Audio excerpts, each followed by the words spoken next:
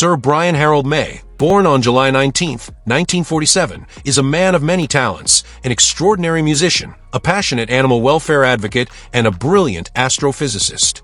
He rose to global fame as the lead guitarist and backing vocalist of the legendary rock band Queen, which he co-founded alongside the unforgettable Freddie Mercury and drummer Roger Taylor.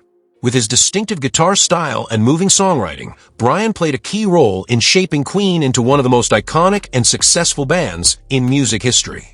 A life of success and fortune. With decades of musical brilliance and contributions that continue to inspire generations, Sir Brian May has also been rewarded financially. His net worth today stands at an impressive $260 million, a reflection not only of his work with Queen, but also his solo projects, scientific pursuits, and humanitarian efforts. Early years and education. Brian was born at Gloucester House Nursing Home in Hampton Hill, near Twickenham, Middlesex, to Ruth Irving and Harold May. His father, who worked as a draftsman at the Ministry of Aviation, and his Scottish mother raised Brian as their only child. A bright student from an early age, he attended Hanworth Road State Primary School before earning a scholarship to Hampton Grammar School at age 11. It was during his school years that Brian's love for music began to blossom. He formed his very first band, which he named 1984 after George Orwell's classic novel. Alongside his friends, including vocalist and bassist Tim Staffel, Brian nurtured the skills that would later make him a global rock star. Academically, Brian shined just as brightly. He achieved 10 GCE ordinary levels and 3 advanced levels in subjects like physics and mathematics. He went on to study mathematics and physics at Imperial College London, graduating with honors in 1968.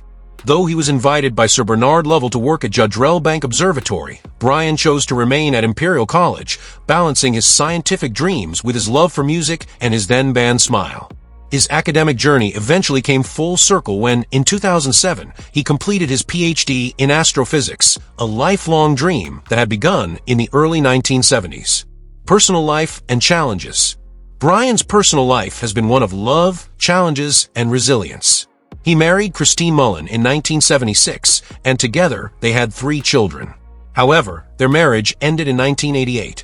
In 1986, Brian met actress Anita Dobson, who not only became his partner in life, but also his muse, inspiring Queen's 1989 hit, I Want It All. They tied the knot in November 2000, and their marriage has been a lasting bond. Life was not always easy for Brian. In the late 1980s and early 1990s, he faced deep struggles with depression. The collapse of his first marriage, personal doubts about his role as a husband and father, and the heartbreaking deaths of Freddie Mercury and his father weighed heavily on him. Yet, through strength and the healing power of music, Brian persevered. Values and beliefs. Sir Brian May has always stood by his principles. He strongly opposes smoking, a view shaped by his father's heavy smoking habit. Long before governments introduced bans, Brian ensured smoking was not allowed at his concerts. In 2020, after participating in the Veganuary Challenge, he became a committed vegan, passionately linking the protection of animals and the environment to global health. Spiritually, he describes himself as not belonging to a specific religion, though he believes in a higher power. Love for nature and wildlife. A true animal lover, Brian has dedicated much of his life to protecting wildlife and preserving nature. In 2012, he bought land in Dorset that was under threat of development and transformed it into Maze Wood, a beautiful woodland filled with 100,000 trees. Spanning 157 acres, the forest has become a thriving sanctuary for animals and a lasting symbol of his devotion to the environment. His love for nature even inspired the scientific community. In 2013, a species of damselfly from Brazil was named Heteragrion Brian May, honoring him and Queen's enduring legacy. Health and resilience. Even in matters of health, Brian's story has been one of courage. In May 2020, he suffered a heart attack and had 3 stents placed to save his life. Later, in September 2024, he experienced a minor stroke that temporarily limited the use of his left arm. Yet, with remarkable determination, he continued to play guitar, proving that his love for music is stronger than any setback. Queen's rise to glory. In 1968, Brian May teamed up with Tim Staffel and Roger Taylor to form a band called Smile. Though the group only lasted 2 years, it planted the seeds of something extraordinary. After Staffel departed, May and Taylor joined forces with the charismatic Freddie Mercury and the gifted John Deacon, giving birth to Queen in 1970. With Brian as lead guitarist and contributor to the band's rich harmonies, the group began shaping a sound that would one day conquer the world. Queen's early recognition came with their second album, Queen II, in 1974. The following records, Sheer Heart Attack and A Night at the Opera, catapulted them to international stardom, especially with the groundbreaking single Bohemian Rhapsody, which held the #1 spot on the UK charts for 9 weeks. In 1977, their album News of the World gifted the world with two timeless anthems, We Will Rock You and We Are the Champions. By the early 1980s, Queen was a global phenomenon, filling stadiums and leaving audiences breathless. Brian's creativity shone through his homemade guitar, the Red Special, with which he crafted unforgettable pieces like Tie Your Mother Down, I Want It All, Fat Bottom Girls, Who Wants to Live Forever, and the iconic We Will Rock You. While he mainly provided harmonies, he also took the spotlight with lead vocals on songs like Sleeping on the Sidewalk and Who Wants to Live Forever.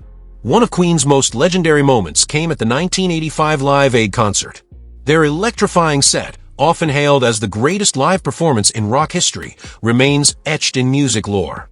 After that monumental show, the band created one vision, a symbol of their unity and shared genius. Even after the heartbreaking loss of Freddie Mercury in 1991, Queen's magic lived on. Their music continued to sell, with record sales estimated between 170 to 300 million, securing their legacy as one of the best-selling acts of all time. In 2001, the band's brilliance was forever enshrined with their induction into the Rock and Roll Hall of Fame. Solo ventures and collaborations.